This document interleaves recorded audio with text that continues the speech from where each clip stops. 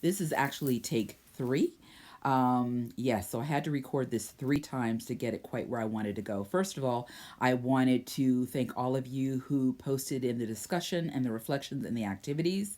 I thought, or Genevieve and I thought, that there was a wide range of ideas, which were really exciting for all of us. And I hope that for those of you who are working as child life specialists, that you will let us know if you try in these activities, and please let those students or those classmates know that you did try their activity and how it went.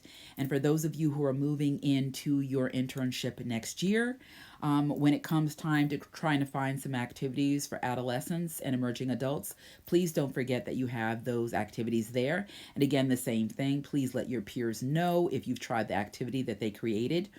I really kudos to all of you who made sure to kind of note how you might adapt your activity for kids who have maybe behavioral challenges or who have developmental challenges, as well as those kids who are in isolation and unable to leave their room. I think the idea about creating spaces that really reflect the patients is awesome and really adds to a sense of self and creating a space where I'm sorry, where patients have an opportunity to demonstrate who they are, their strengths, questions that they have, to let others know this is who I am, this is what's important to me, but also the idea of being able to ask questions. I think using the the the window markers, the window paints, is a great way of being able to allow an adolescent or an emerging teen to be able to really decorate their space in a way that is really fulfilling for them and that makes them feel good.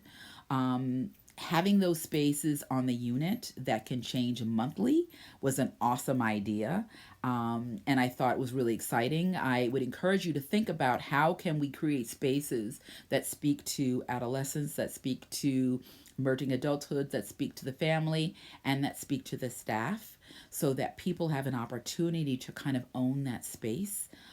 Is really kind of awesome. Those of you who created the videos, a really nice change to see some of the videos. And actually, as we move forward in the next week, Laura, Genevieve, and I have a challenge for you. If you're going to write your response and your response is a narrative, we'd like to see if you could get that down to 50 words or less. So that's your challenge, which is I think is really important as you begin to create journal entries, but also as you're writing notes, you're going to have to learn how to be more pithy.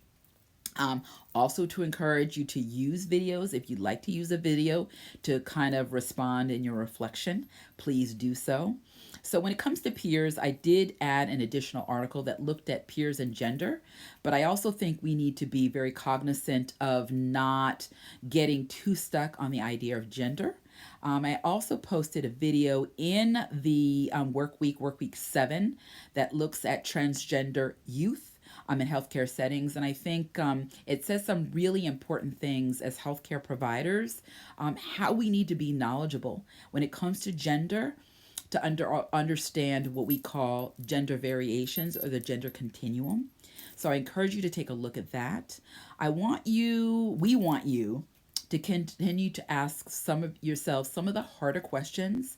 I definitely think as we move forward, there will always be diagnosis. There will always be a way of identifying that may feel more comfortable for you and less comfortable. So the challenge is, how do you make yourself more comfortable with areas that you might not be knowledgeable about or less comfortable with, and encourage you to really get to know people as people. So, as we talk about identity development and what creates a positive sense of self, we really want to encourage you to think about, so what are the strengths of every child, every adolescent, every emerging adulthood, every family that you meet? Also, what are the challenges? And how are those challenges viewed by that particular person? Our goal as child life specialists is to support a positive sense of self and also support their psychosocial needs. Hopefully, to be able to strengthen them, to be able to manage not only the disease, the acute or chronic illness or disability or injury or trauma, but also to be able to use those skills, that sense of mastery, as they leave the healthcare center and go back into the community. So that's the challenge. There's a couple that we have for you. Begin to challenge yourself to answer some of those hard questions. We'd also like to see you for the narrative. Keep it to a 50-word minimum. And let's keep the great work going. We have the synchronous session coming up, as well as its mid-semester evaluations. We really encourage you to fill those out. And we hope you have a great week. And see you next week. Bye.